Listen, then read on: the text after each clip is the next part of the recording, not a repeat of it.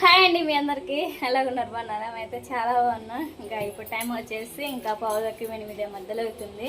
అన్నం అయితే వండేస్తాను. ఇంక ఇంట్లో పనులు మొత్తం అయితే చేసేసుకున్నా. పిల్లల కోసం అయితే ఇంకా కర్రీ అయితే చేయబోతున్నాను.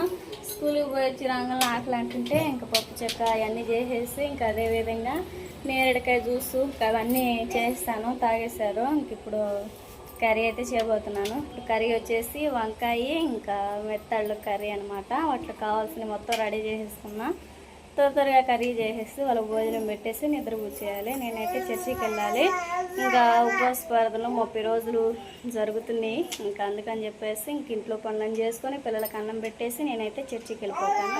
చేసేసి ఉప్పు వాటర్లో వేసేసాను నల్లగా రాకుండా.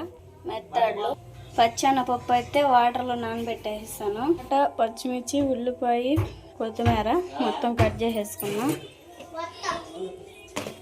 అన్నం తినిపోదుగా నుండి మాయా అమ్మా. పచ్చిమిర్చి వేసేసుకో, ఉల్లిపాయ వేసుకున్నాం.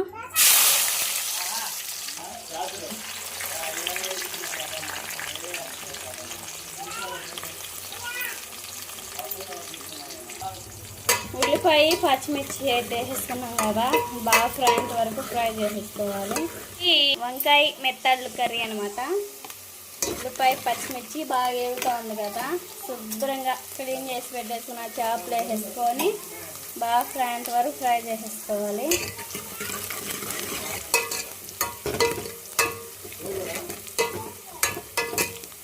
అవి ఆ విధంగా బాగా ఫ్రై అయిన తర్వాత ఇంకా వంకాయ, టమాటా ఇవన్నీ వేసుకోవాలన్నమాట.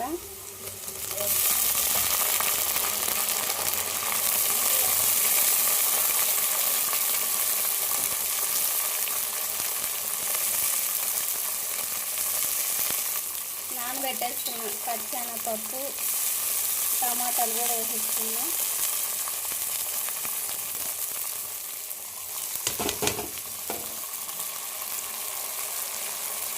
సరిగా కలిపి వేసేసుకున్నా. రావా మొత్తం అయితే ఈ విధంగా కలిపి వేసుకున్నాం కదా. టేస్ట్ సరిపడా కొంచెం కల్లుప్పు,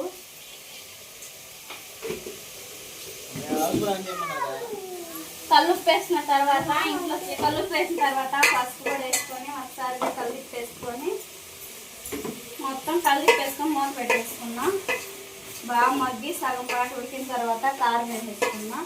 మూత పెట్టేసుకొని రైస్ ఎంతవరకు ఉడికిందో చూసేసుకున్నాం. మరి కర్రీ అయితే మనం బాగా మగ్గుతూ ఉంది కదా, కారం వేసేసుకొని ఒక వాటర్ పోసేసుకున్నాం.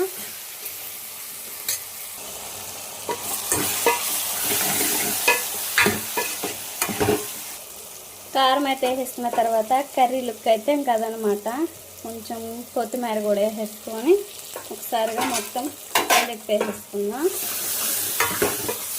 ఇట్లా తినాలి అనుకుంటే లో ఫ్లేమ్లో పెట్టుకొని కాసేపు అట్లా మగ్గిన చేసి కారం స్మెల్ పోయేంత వరకు ఉంచేసుకొని ఇట్లా వేడివేడి రైస్లో తినవచ్చు. ఇంకా ఇట్లా ఇష్టం లేని వాళ్ళు అయితే కొంచెం లైట్గా వాటర్ పోసేసుకొని తినవచ్చు. ఓకేనా? మా ఆయనకి ఎక్కువ చారు ఉంటే తింటారు అనమాట.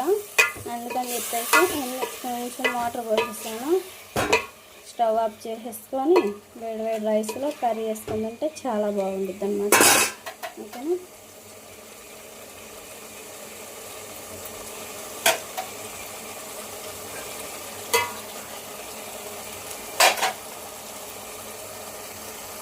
అండి రాజ్కుమార్ వచ్చేసి ఇంకా కరెంట్ కుక్కర్లో రైస్ అయితే ప్రిపేర్ చేసింది.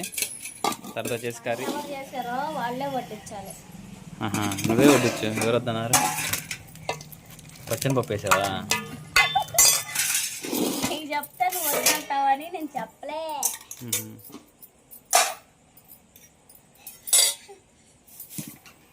నా యేసు రాజా చాలే. ఉదయం తీసుకొచ్చు బియ్యం. బాగుంది, రైస్ బాగుంది కదా. అవును. కొంచెం చారు పెట్టవచ్చు కదా. అది ఏమండి ఎట్లుంటేనే బాగుంటుంది. లేకపోతే చేపకు చేపే, పప్పులు పప్పులే, వంకాయ. మమ్మీ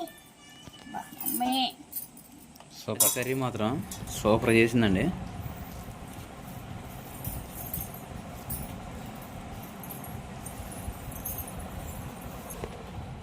సూపర్ ఉప్పు సరిపోయిందా